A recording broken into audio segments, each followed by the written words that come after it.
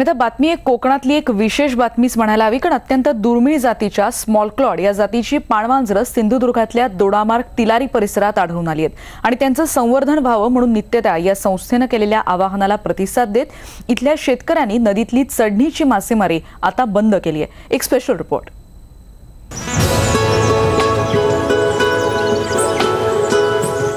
अत्यंत दुर्मिळ होत चाललेल्या पाणमांजराची ही स्मॉल क्लॉड ऑटर अर्थातच छोटे पंजे असलेली पाणमांजरं पश्चिम घाट आणि हिमालयातच आढळणारी सिंधुदुर्गातल्या दोडामार्ग तिलारी या भागात या पाणमांजरांच्या अस्तित्वाच्या खुणा पाहायला मिळतात।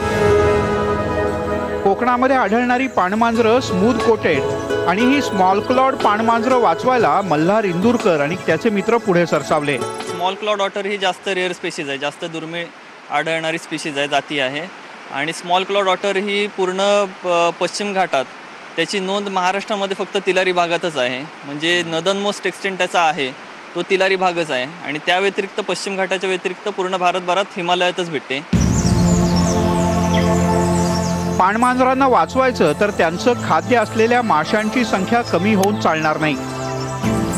त्यामुळे प्रजनन काळात शेतात अंडी घालण्यासाठी येणारे चढणीचे मासे न मारण्याचं आवाहन त्यांनी शेतकऱ्यांना केलंय। इकडे काही जागांवर विष्ठा भेटली आणि त्यांचे म्हणजे बीळ वगैरे आहे असं वाटलं, त्यामुळे आम्ही तिकडे तासनतास बसायचो आणि वाट बघायचो। आणि अशा प्रकारे आम्हाला काही ठिकाणी जे स्मूथ कोटेड ऑटर म्हणून आहे ते आम्हाला दिसलं। आणि काही वेळ आम्ही जंगलात जे स्मॉल क्लॉड ऑटर म्हणून जे सापडतं त्याच्यासाठी आम्ही जंगलमध्ये स्ट्रीममध्ये वगैरे फिरलो, तिकडे कॅमेरा ट्रॅप वगैरे लावले आणि तिकडे कॅमेरा ट्रॅपमध्ये आम्हाला इमेज वगैरे सापडले।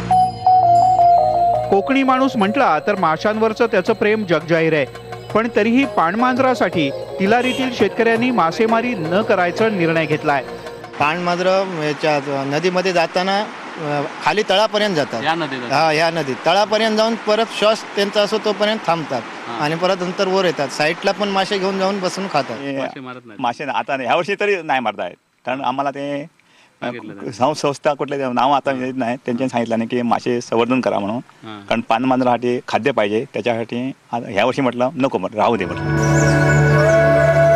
पर्यावरणाचा समतोल साधायचा असेल तर प्रत्येक वेळेला प्रशासनाकडे बोट दाखवण्यापेक्षा सुरुवात स्वतःपासूनच करावी आणि तेच मल्हार आणि त्याचे मित्र तसंच तिलारीतल्या शेतकऱ्यांनी केलंय। पर्यावरण रक्षणाच्या कामात कायद्यापेक्षा महत्त्वाचा असतो तो लोकांचा सहभाग। दोडामार्ग तालुक्यातले शेतकरी त्या दृष्टीने पाणमांजरांच्या संवर्धनासाठी आपला सहभाग देत आहेत, हे विशेष महत्त्वाचं आहे। पण एवढी जैवविविधता आणि समृद्धता लाभलेला दोडामार्ग तालुका कस्तुरीरंगनच्या समितीच्या अहवालातून वगळण्यात आला आहे, हे या देशाला पर्यावरणविषयक ठोस धोरण नाही हेच सांगतंय। व्हिडिओ जर्नलिस्ट विजय बासुतकरसह दिनेश केळुसकर, न्यूज 18 लोकमत, दोडामार्ग।